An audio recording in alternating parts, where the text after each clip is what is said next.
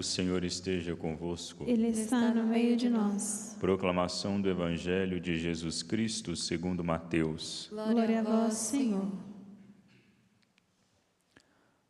Naquele tempo, as mulheres partiram depressa do sepulcro. Estavam com medo, mas correram com grande alegria para dar a notícia aos discípulos. De repente, Jesus foi ao encontro delas e disse: Alegrai-vos. As mulheres aproximaram-se e prostraram-se diante de Jesus, abraçando seus pés. Então Jesus disse a elas: Não tenhais medo. Ide anunciar aos meus irmãos que se dirijam para a Galiléia. Lá eles me verão. Quando as mulheres partiram, alguns guardas do túmulo foram à cidade e comunicaram aos sumos sacerdotes tudo o que havia acontecido. Os sumos sacerdotes reuniram-se com os anciãos e deram uma grande soma de dinheiro aos soldados, dizendo-lhes: Dizei que os discípulos dele foram durante a noite e roubaram o corpo enquanto vós dormíeis. Se o governador ficar sabendo disso, nós o convenceremos. Não vos preocupeis. Os soldados pegaram o dinheiro e agiram de acordo com as instruções recebidas. E assim, o boato espalhou-se entre os judeus até ao dia de hoje. Palavra da salvação. Glória a vós, Senhor.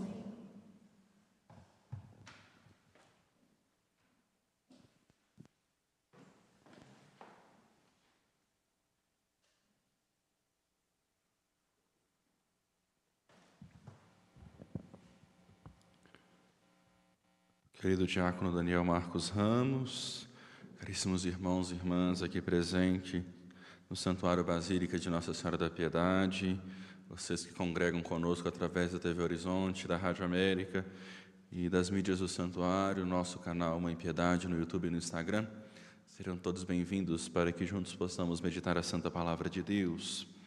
Estamos na oitava da Páscoa. A Igreja, em sua sabedoria, pega esses tempos fulcrais da nossa fé e estende ainda por 8 dias para mostrar a importância que eles têm para cada um de nós. Assim como temos a oitava do Natal, da encarnação do Verbo de Deus, também temos a oitava da Páscoa, a oitava da celebração da nossa fé, da ressurreição do Senhor. Assim, meus irmãos e minhas irmãs, estamos na segunda-feira da oitava da Páscoa. E assim somos convidados a experienciar a presença do ressuscitado no meio de nós. O Senhor ressuscitou verdadeiramente e assim nós cremos piamente que Ele ressuscitou. Obviamente, Jesus Cristo não é um gato evoluído que ressuscita 2024 vezes. Nós estamos celebrando liturgicamente a ressurreição do próprio Deus. Assim, a Igreja nos convida a meditar um pouquinho o Salmo 15, 16, que traz uma reflexão muito interessante para nós, para compreendermos aquilo que realmente aconteceu com o nosso Mestre. Aquele mesmo Mestre que foi entregue, foi trocado, aquele mesmo Mestre que apanhou, aquele mesmo Mestre que teve que carregar uma cruz pesada, com o corpo todo dilacerado, aquele mesmo Mestre que foi pregado na cruz, morreu. Mas esse é o mesmo Mestre que um dia tinha dito para os discípulos: eis que eu serei entregue nas mãos dos poderosos, e eles vão me condenar e vão me matar. O próprio Deus disse isso, mas tinha uma vírgula. Jesus não colocou, após a palavra matar, um ponto final. Ele colocou uma vírgula dizendo: mas o Filho do Homem irá ressuscitar 3 dias após. E assim está a presença da beleza deste salmo. Minha alma se enche de alegria, porque o meu corpo no repouso está tranquilo, porque o Senhor não me deixará entregue à morte. Eu não ficarei preso na morte e não irei conhecer a corrupção.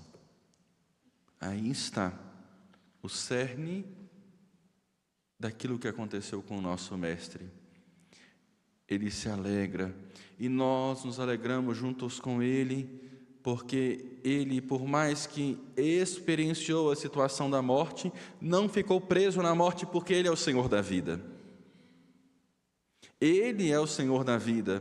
Por isso que nós, enquanto igreja, nos alegramos e hoje cantamos o Glória, porque hoje é Páscoa. Nessa oitava é a continuidade do dia de ontem, o domingo da ressurreição. Nós nos alegramos com o Senhor, porque vivo e ressuscitado está no meio de nós. Assim, a primeira leitura, tirada do livro dos Atos dos Apóstolos, não precisa nem ficar explicando o título, né? Atos dos Apóstolos, aquilo que os apóstolos fizeram. Mas não necessariamente foram os atos de todos os apóstolos, porque se formos levar em consideração, temos dois que dividem este livro, Pedro e Paulo. Os atos de Pedro e os atos de Paulo. Aqui, um desses homens, Pedro, o primeiro papa da igreja. Lembrem-se que na sexta-feira da paixão ele negou ele 3 vezes. Agora Pedro toma coragem.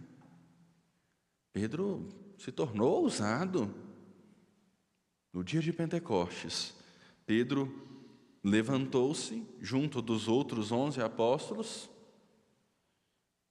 e levantou a voz no meio do povo. Olha, homens de Israel, escutai aquilo que eu tenho para dizer-lhes. Jesus de Nazaré foi um homem que fez muitas coisas boas no meio de nós, aprovado diante de Deus e de todo o povo, porque ele só fez coisas boas, milagres, prodígios, sinais. Mas, aceitando a vontade do Pai, se entregou nas mãos dos homens, mesmo sendo Deus. Se entregou nas mãos dos homens, e vós que estava lá com ele no domingo de Ramos, na entrada que ele teve em Jerusalém, gritaram, Hosana ao filho de Davi, nessa mesma leitura fala de Davi, vocês o mataram. Por isso que a gente fala, gente boa incomoda. Tem gente que gosta de gente ruim mesmo. Tem gente que embasa a vida muito ralé. Porque parece que gosta de coisa ruim. Gosta de carniça, vive igual urubu. Jesus não. Jesus veio e fez o bem, e vocês entregaram ele para morrer numa cruz. Covardes, pilantras, vocês mesmos. Pedro foi muito corajoso, porque possivelmente poderiam fazer a mesma coisa que fizeram com Jesus, com ele. Não é à toa que, segundo a fé, quando acontece o martírio de Pedro, Pedro pede para ser crucificado de cabeça para baixo, porque não se sentia digno de ser morto da mesma morte que o Senhor morreu, então foi crucificado de cabeça para baixo. Pedro foi um homem corajoso, e ainda joga na cara deles para ver se eles aprendem. Vocês lembram-se do rei Davi? Ele morreu. Ele era um rei messiânico, e Jesus veio da descendência de Davi, mas o Senhor não experienciou a corrupção da carne. O seu corpo não foi destruído pelos vermes, como o nosso corpo um dia será. Vocês entregaram ele à morte, mas ele não se entregou e mostrou que ele é o Deus da vida. Davi morreu e foi sepultado, e você sabe onde está o túmulo dele. Como nós, por exemplo, quando sentimos saudade, de uma pessoa, vamos lá no cemitério visitar o túmulo, os restos mortais. Ou vamos abrir um álbum. Antigamente a gente revelava a foto, né? Quando não cortava a cabeça, cortava o pé. Agora a gente tem álbuns no Instagram, Facebook. Antes tinha até Orkut, né? Hoje a gente tem o Google Fotos que registra tudo para a gente. Mas muita gente ainda vai aos cemitérios para visitar os mortos. E é uma obra de caridade, rezar pelos mortos e visitar o cemitério. Assim nós sabemos onde as pessoas que nós amamos e que o corpo acabou. Sobra-se osso e, às vezes, ao decorrer do tempo, o próprio osso vai descalcificando e acaba. Não sobra nada. Mas o corpo do Senhor está no sacrário e não em sepulcro. O corpo do Senhor está ressuscitado e Ele se dá em alimento para nós a cada Eucaristia, para a salvação da nossa alma e a conversão do nosso coração. Nós sabemos que o Senhor ressuscitou e Ele está vivo diante de nós. Os discípulos, inicialmente, estavam como essas mulheres do Evangelho, com medo. Mataram nosso Senhor. Cuidado, pode acontecer conosco a mesma coisa. Galinha acompanha pato, vai afogada. Mas Pedro foi corajoso. Mesmo dentro das suas incoerências, das suas impulsividades, Pedro era um homem totalmente impulsivo, entrão, falava pelos cotovelos, mas dessa vez, como a gente brinca, acertou. Pedro marcou gol. E assim, pela coragem que não vinha dele, mas do Mestre, ele anunciou para todos que o Senhor havia ressuscitado verdadeiramente. A pergunta que cabe a cada um de nós nesse dia de hoje: nós estamos anunciando a Cristo? Nós continuamos a segui-lo verdadeiramente? Ou enfiamos o rabinho no meio das pernas e fingimos que está tudo muito bom? Se ele voltar, ok. Se ele não voltar, a gente morre antes. Nós honramos a nossa fé? Nós prestamos atenção nas nossas posturas? De vez em quando acho que, falo para mim por primeiro lugar, de vez em quando a gente faz algumas coisas, Jesus bota a mão no rosto assim, fala assim: coitado desse meu filho, né? Morri por ele na cruz e ele continua burrinho. Vamos mudar as nossas posturas. O tempo pascal é um tempo tão bonito da igreja. Não é só Quaresma que é tempo de conversão, não. Sabe qual que é o tempo de conversão? O tempo em que estivermos vivos, porque depois que morre, aí é o tempo da corrupção da carne.